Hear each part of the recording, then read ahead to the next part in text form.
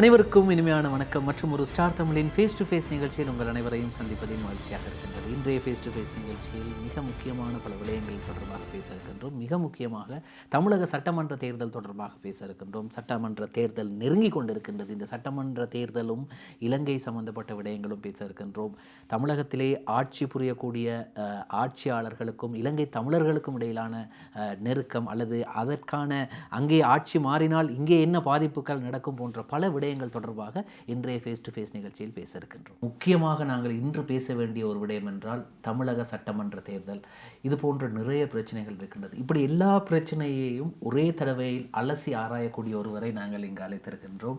கொழும்பு மாநகர சபை உறுப்பினரான பல புஷ்பநாதன் அவர்களை அழைத்திருக்கின்றோம். அன்போடு வரவேற்கின்றோம். வணக்கம். வணக்கம்.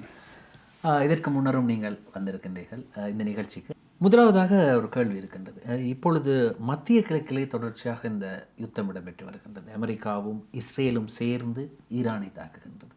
ஈரானுக்கு இஸ்ரேலை மட்டும்தான் தாக்கலாம், பக்கத்தில் இருக்கின்றது என்பதால் அமெரிக்காவை தாக்க முடியாது. ஆகவே அமெரிக்காவை தாக்க முடியாத காரணத்தினால் மத்திய கிழக்கில் இருக்கக்கூடிய அமெரிக்க தளங்கள் மீது தாக்குகின்றது. கடந்த வாரம் கூட இந்த நிகழ்ச்சி ஒளிப்பதிவு செய்து கொண்டிருப்பது இன்று என்றால் கடந்த வாரம் கூட கமேனியின் மகன் தற்போது பொறுப்பெடுத்திருக்கக்கூடிய ஆன்மீக தலைவர் குறிப்பிட்டிருக்கின்றார், மத்திய கிழக்கில் இருக்கக்கூடிய அனைத்து தூதரகங்களையும் அமெரிக்க தூதரகங்களை மூட வேண்டும், இல்லாவிட்டால் நாங்கள் தாக்குதல் நடத்துவோம் என்று குறிப்பிடுகின்றார். ஒரு சமூக பிரதிநிதியாக, ஒரு மக்கள் பிரதிநிதியாக இந்த போர் சூழலை நீங்கள் எவ்வாறு பார்க்கின்றீர்கள்? முதல்ல ஸ்டார் தமிழ் டிவிக்கு நான் நன்றி தெரிவித்துக் கொள்ள என்னை அழைத்ததுக்கு.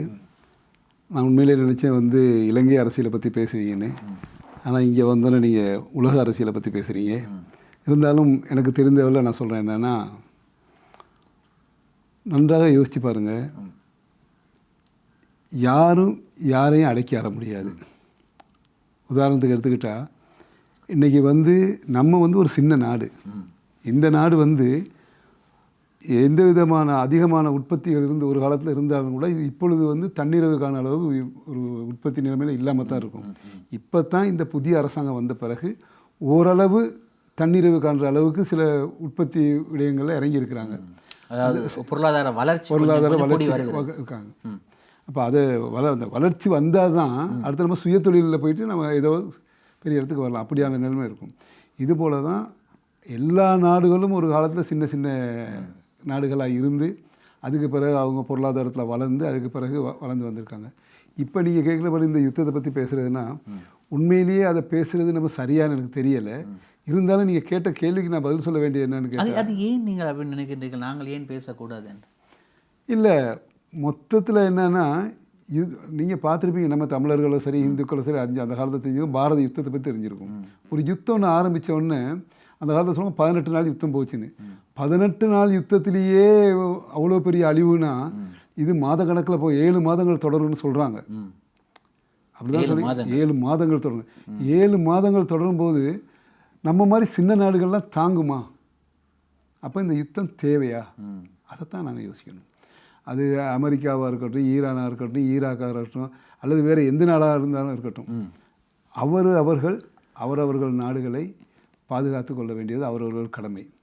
எந்த காரணத்தை கொண்டும் நாங்கள் பெரிய ஆளாக இருக்கணும் ஒரு சின்ன நாடை போய்ட்டு தாக்குறதோ அல்லது சின்ன நாடு பெரிய நாடோட வம்பிழுக்கிறதோ எதுவுமே நல்ல விடயம் கிடையாது. இதை அவரவர்கள் உணர்ந்து இதை நிறுத்தி கொள்ள வேண்டும். இப்பொழுது பாருங்கள், அமெரிக்கா, ஈராக் இந்த 2 நாடும் சேர்ந்து ஈரானை தாக்குனாங்க. அமெரிக்காவும் இஸ்ரேலும் சேர்ந்து ஈரானை தாக்குனாங்க. ஆக மொத்தம் 3 நாடுகள் உள்ள பிரச்சனை. இந்த 3 நாடு பிரச்சனை இப்போ எங்கே முடிஞ்சிருக்குது? முழு உலகத்தையுமே பாதி. சரியாக சொன்னீர்கள். இந்த 3 நாடு பிரச்சனை எங்கே முடிந்திருக்கின்றது என்றால், என்னுடைய பைக்குக்கும் உங்களுடைய காருக்கும் 317 ரூபாய்க்கு பெட்ரோல் அடிக்க வேண்டிய நிலைமையில் முடிஞ்சிருக்கு. அது மாத்திரம் இல்லை, அடுத்து மக்கள், சாதாரண மக்கள், போக்குவரத்துக்கு உள்ளவங்க, பஸ்ஸில் போகணும் வரணும், ட்ரெயினில் போகணும் வரணும். ட்ரெயின் இன்னும் கொஞ்சம் நாளில் ஓடுமான்னு தெரியாது, பஸ் ஓடுமான்னு தெரியாது. அந்த மாதிரி சூழ்நிலை. அப்படி ஒரு சூழ்நிலை வந்தால் நம்ம பழைய காலத்துக்கு போக வேண்டி வந்துடும். அந்த காலத்தில் மாட்டுக்கருத்தில் வந்தாங்களே, அப்படியான சூழ்நிலை இருக்கும். அதனால தான் நான் சொல்கிறேன், இந்த யுத்தத்தை பற்றி பேசும்பொழுது எந்த ஒரு நாட்டுக்கு ஆதரவாகவும் யாரும் பேசக்கூடாது. எந்த ஒரு நாட்டுக்கு யுத்தத்தை ஈடுபடுறவங்க யாராக இருந்தாலும் அதை தவிர்த்து கொள்ளணும். இப்போ யாரை ஆரம்பித்தாங்களோ அவங்க நிறுத்த வேண்டும். அவர் சொல்கிறார் நான் நிறுத்த மாட்டேன்னு சொல்கிறார். அதாவது இப்போ உங்களோட பிரதேசத்துலலாம் எப்படின்னு தெரியல, தெருக்கு தெரு ஒரு ரவுடி இருப்பாங்க, ஒரு ஐஆர்சிக்காரர். அந்த ஏரியாவுக்கு வர்றதா அவர்கிட்ட கேட்கணும். அந்த ஏரியாவில் ஒரு கார் ஒன்று பார்க் பண்ணுறதா அவர்கிட்ட கேட்கணும். ஒரு கடை போடுறதா இருந்தால் அவர் தான் ஓப்பன் பண்ண கூப்பிடணும். இப்படியெல்லாம் ஒரு தெருக்கு ஒரு ரவுடி இருப்பாங்க. அது வேறு. ஒரு டவுனுக்கும் ஒரு ரவுடி இருப்பார். இன்னும் இருக்கிறாங்க. ஒரு டவுனில் பார்த்தீங்கன்னா ஒரு மிகப்பெரிய அவர்கிட்ட போகாதீங்க, அவர் மிகப்பெரிய பயங்கரமான ஆளுன்னு சொல்கிறவங்க இருப்பாங்க. உலக ரவுடி என்றால் நீங்கள் யாரை நினைக்கிறீங்க? இல்லை, நீங்கள் எங்கே வாரீங்கன்னு எனக்கு தெரியுது. அதான் நான் ஓப்பனாக கேட்குறேன். சரி, உலக ரவுடி நீங்கள் ஏற்றுக்கொள்கிறீங்களா இல்லையா? உலக ரவுடி, உலக ஐஆர்சிக்காரன், உலகத்தில் இருக்கக்கூடிய மிகப்பெரிய ஒரு மன நோயாளி என்று வர்ணிக்கிறாங்க. மனநோயாளி என்று காலையில் ஒன்று பேசுகிறாரு, பின்னேறு ஒன்று பேசுகிறாரு. டொனால்ட் ட்ரம்ப், அவரை பற்றி நீங்கள் என்ன, உங்களோட கருத்து என்ன?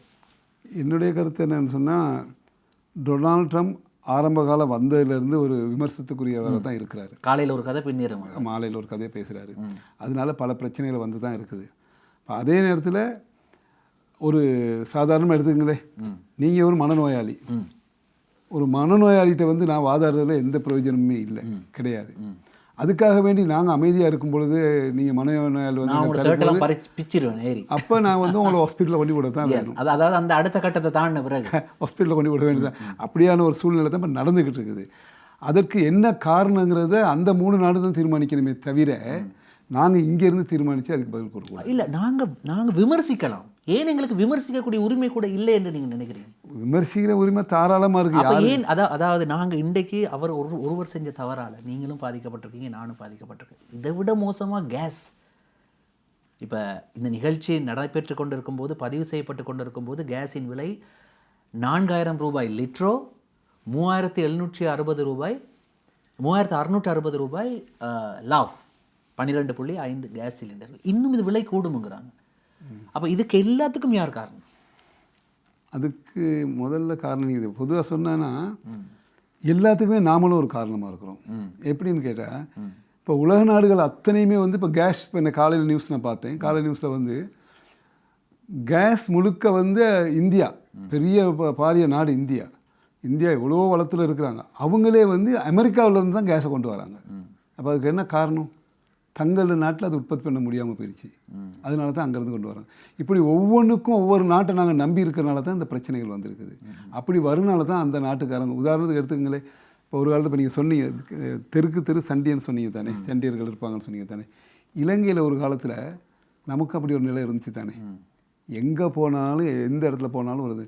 இன்றைக்கி இது காலம் மாறுற நேரம், பிள்ளைகள் படித்து வந்துட்டாங்க. இன்றைக்கி வந்து படித்து வந்தவொன்னு அந்த பழைய காலம் மாதிரி இல்லாமல் இன்றைக்கி போக்குவரத்து போகும்போது ஒரு டீசெண்டாக போயிட்டு வர்ற மாதிரி இருக்குது தானே.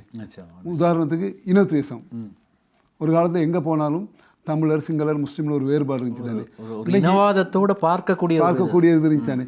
இன்றைக்கி அந்த சூழ்நிலை எப்படி வந்திருக்குன்னா ரொம்ப டீசெண்டாக பார்க்குற அளவுக்கு வந்துட்டாங்க தானே. காரணம் என்ன? எல்லாம் படித்து அவங்கவுங்களுக்கு தொழில், அவங்கவுங்களுக்கு தொழில் இருக்குது. அப்போ அந்த தொழில் மூலமாக போகிறதுனால அவங்களுக்கு இதில் ஈடுபாடு வழி இல்லை. இதைத்தான் ஒவ்வொரு நாடும் உருவாக்கணுமே தவிர நீங்கள் சொல்கிற மாதிரி வைரம் வைக்கக்கூடாது. இந்த நாட்டை எப்படி சரி கைப்பற்றணும். இப்போ அமெரிக்காவோட நோக்கம் என்னென்னா இந்த நாடை எப்படி சரி கைப்பற்றணும், இந்த நாடை பிடிக்கணும். அதாவது மத்திய கிழக்கிலே யாரும் வளர்ந்து விடக்கூடாது. அதுக்காக அவர் வந்து அங்கே நிற்கிறார். இங்கே அப்படியெல்லாம் ஈரானுக்கு அணு ஆயுதம் தயாரிக்க ஈரானை விடக்கூடாது, அணு ஏவுகணைகளை தயாரிக்க ஈரானை விடக்கூடாது என்று இப்போ ட்ரம்ப் வந்து நிற்கிறார். சரி, இலங்கை வந்து எப்படிப்பட்ட போக்கு கடைப்பிடிக்கிறாங்க அப்படின்னா சமநிலையான போக்கு, நடுநிலையான போக்கு. இதை எப்படி நாங்கள் பார்த்தோம்னு சொன்னால், அந்த ஐரிஷ் டெனா அப்படிங்கிற ஒரு கப்பலில் இருந்தக்கூடிய படையினரை, அந்த மாலுமிகளை இலங்கை அரசாங்கம் தற்போது அவர்கள் இடத்தில் வைத்திருக்காங்க, இந்த 204 பேர். அதே போன்று இன்னும் ஒரு கப்பல் திருகோணமலை கொண்டு போகப்பட்டது, அமெரிக்காவால் தாக்கப்பட்ட கப்பல் தொடர்பான விவரங்களும் எல்லாமே உங்களுக்கு தெரியும்.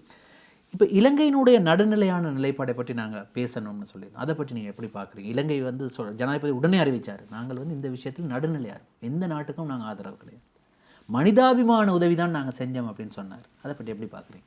உண்மையிலேயே நம்ம ஜனாதிபதி ஒரு நல்ல தீர்மானம் தான் எடுத்திருக்காரு. உண்மையில் பாருங்கள், உலக சட்டமே இருக்குது, தங்களோட நாட்டில் கடற்பரப்பில் 40 மைல் 50 மைல், அந்த 40 கரெக்டான எனக்கு சொல்ல தெரியல, 40 மைலுக்கு அப்பாற்பட்ட கடல் மைல் தொலைவில் உள்ள ஏதாவது ஒரு ஆபத்து வந்து அவங்க ஒரு உதவி கேட்டால் நான் அந்த நாடு அதை செய்யணும்னு சொல்லியிருக்குது.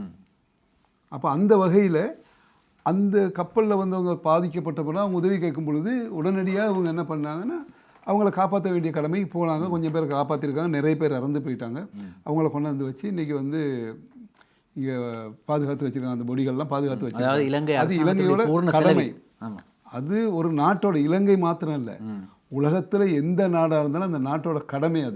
அதை செய்ய தவறி இருந்திருந்தால், உண்மையிலே சொல்லுங்கள், அதை செய்ய தவறி இருந்தால் உள்நாட்டிலேயே பிரச்சனை வரும். இப்படி ஒன்று நடந்திருக்கும் போது, நமக்கு இவ்வளவு சட்டத்திட்டங்கள் இருக்கும்போது ஏன் இதை செய்யாமல் விட்டீங்கன்னு நீங்களே கேட்பீங்க. இதே கேள்வியை நீங்கள் திரும்பி கேட்பீங்க, ஏன் செய்யாமல் விட்டீங்கன்னு கேட்பீங்க. உண்மையாக பொய்யா? அந்த வகையில் எமது ஜனாதிபதி தீர்க்கதரிசனமான ஒரு முடிவு எடுத்து அந்த உத்தரவை கொடுத்து கடற்படைகளும் அந்த நேரத்தில் தங்களுடைய உயிரை பணைய வச்சு தான் போயிருக்காங்க அந்த இடத்துக்கு. ஏன்னா அவங்களுக்கு அது நடக்கலாம், என்ன நடக்கும்னு தெரியாது. போயிட்டு அவர்களை தைரியமாக காப்பாற்றி கொண்டு வந்திருக்கேன். எனவே இந்த நேரத்தில் நம்ம அந்த கடற்படையை நாங்கள் பாராட்டி தான் ஆகணும். உண்மையிலேயே கொழும்பு மாநகர சபையிலே ஒரு தீர்மானம் நிறைவேற்றப்பட்டிருக்கின்றது, ஒரு மௌன அஞ்சலி செலுத்தப்பட்டிருக்கின்றது கொழும்பு மாநகர சபையிலே. அதாவது ஈரானினுடைய ஆன்மீக தலைவர் கமேனி அவர்கள் கொல்லப்பட்டதற்கும் அவர்களது இறப்பிற்கும், அதே போன்று ஈரானிலே இந்த யுத்தத்தால் உயிரிழந்த மக்களுக்காகவும் மௌன அஞ்சலி செலுத்தப்பட்டு ஒரு தீர்மானம் நிறைவேற்றப்பட்டிருக்கின்றது. அது தொடர்பாக கொஞ்சம் சொல்லுங்கள். உண்மையில் ஒரு நல்ல விடயம் தானே. அதை வந்து கேள்விக்குறியாக்க இல்லை. ஏன்னு கேட்டால் கேள்விக்கு உட்படுத்தக்கூடாது. காரணம் என்னென்னு கேட்டால், அவர் மதத்தலைவர், எந்த மதத்தலைவரோ அது வேறு, அரசு தலைவரோ அதெல்லாம் வேறு, ஒரு மனிதன் சரியா, ஒரு நாட்டோட தலைவர். அப்போ அவருடைய இறப்புக்கு நாம் வந்து அஞ்சலி செலுத்துறது தவறு இல்லை. அதே நேரத்தில் யுத்தத்தால் பாதிக்கப்பட்டு இறந்துருக்கிறார் அவர். இப்போ அது அந்த சமூகத்தை சார்ந்த மக்களுக்கு பெரிய பாதிப்பாக இருக்கும். ஆனால் அந்த சமூகம் மட்டும் இல்லையே, நாமளும் மனிதர்கள் தானே. அப்போ நமக்கும் அந்த என்ன இருக்கும் தானே. நாளைக்கு இதே நிலை நமக்கு ஏற்படும் பொழுது, இதை நாம் விமர்சித்தால் இதே நிலை நமக்கு ஏற்படும் பொழுது அந்த சமூகத்தினர் என்ன செய்வார்கள்? நிச்சயமாக நம்மளை விமர்சிப்பார்கள் இல்லையா? அதுதான் உண்மை. அதனால் நாங்கள் என்ன சொல்கிறோன்னா, அவர் ஆன்மீக தலைவர் மாத்திரம் அந்த நாட்டு மக்கள் அவ்வளோ பேர் இறந்துருக்காங்க. அதுக்காக அந்த அஞ்சலியை செலுத்தினாங்க. அதுக்கு நாங்களும் இருந்து 2 நிமிடங்கள் அஞ்சலி செலுத்தினோம். அது வந்து வரவேற்க வேண்டிய ஒரு விடயம் தான். சரி, ஸ்டார் தமிழின் ஃபேஸ் டு ஃபேஸ் நிகழ்ச்சியில் ஒரு சிறு விளம்பர இடைவேளை.